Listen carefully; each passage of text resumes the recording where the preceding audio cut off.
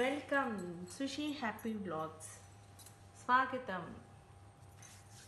ఈరోజు నేను అమ్మవారికి ధూపం ఎలా వేయాలో చూపిస్తున్నానండి. అమ్మవారికి ధూపం మళ్ళీ ఏమో ముందు పెట్టేసుకొని కూర్చుందని అనుకుంటున్నారా?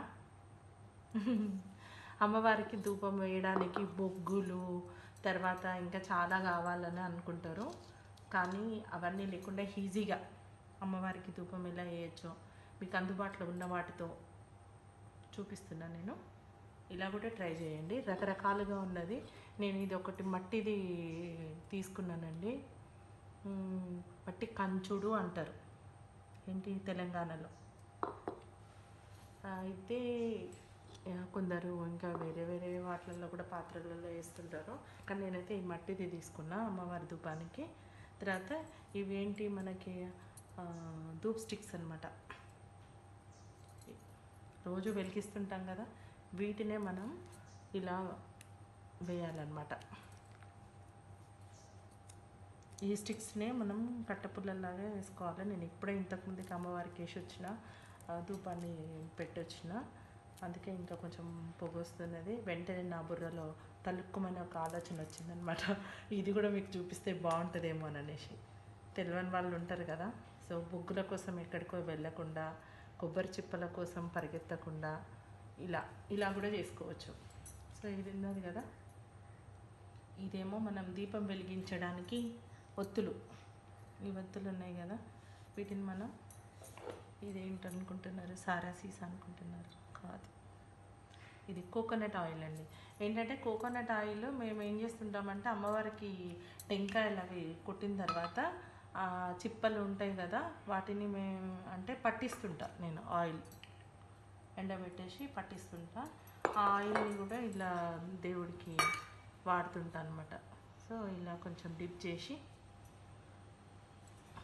ఆయిల్లో ఈ ఒత్తులను ఇలా పెట్టాలన్నమాట. ఇలా పెట్టేసి మనం వెలిగించాలి మ్యాచ్ బాక్స్తో. చాలా ఈజీ అండి, ఈజీగా మీరు చేసుకోవచ్చు.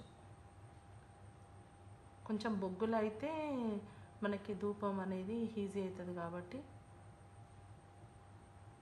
సో ధూపాన్ని మీరు ఇలా వేసుకోవచ్చు అన్నమాట.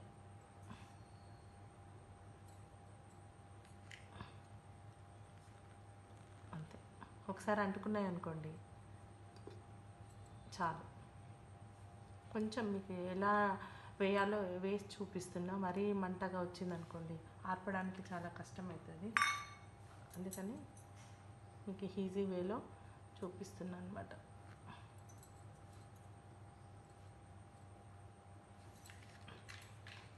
అమ్మవారికి ధూపం వేస్తే చాలా మంచిదని చెప్తుంటారు కదా. నేను ఇలా సాంబ్రాన్ని తీసుకొచ్చుకున్నా. ఎవ్రీ ట్యూస్డే ఎవ్రీ ఫ్రైడే అట్లా వేస్తుంటా. సో ఇవి కొంచెం బాగా వెలగాలి.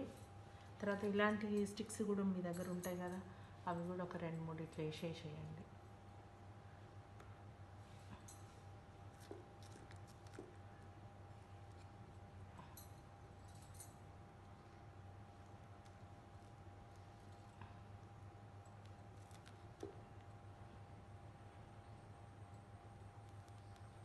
ఇలా అంటుకోవాలన్నమాట.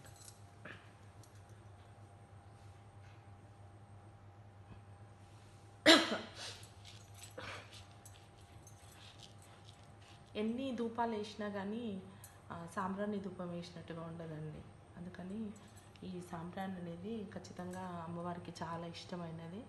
సో మనం ఇది ఎవ్రీ ట్యూస్డే అట్లా అమ్మవారికి వేస్తే చాలా మంచిది అంటుంటారు. సో పసుపు కూడా వేసుకోవచ్చు. కొందరు పసుపు ధూపం వేస్తుంటారు, ఇష్టం. నేనైతే సాంబ్రాణి ధూపం వేయడానికి చూపిస్తున్నా. నాకు బొగ్గులు అంటే ఇప్పుడు మనం ఎక్కడికి వెళ్ళాలండి, ఆ బొగ్గులు అంటుకోవాలంటే చాలా కష్టం ఉంటుంది.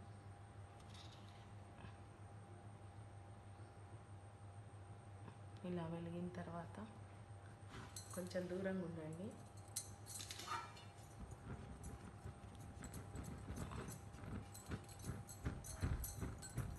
ఆరిపోవాలన్నమాట. ఇలా ఆరిపోయింది అనుకోండి, సో ఇలా ధూపం ఇలా వేసుకొని మీరు ఇల్లంతా చూపించారనుకోండి, ఫుల్ అదనమాట. సో మీరు ఇట్లా ఈజీగా మీరు ఇంట్లోనే ఉన్న వాటితోటి ధూపం వేయచ్చు, అమ్మవారికి ఇష్టమైన ధూపం. అవన్నీ కూడా మనకు మార్కెట్లో లభించే. సో ఇలా చేసుకొని మీరు అమ్మవారి ఆశీస్సులు పొందండి. Okay, bye.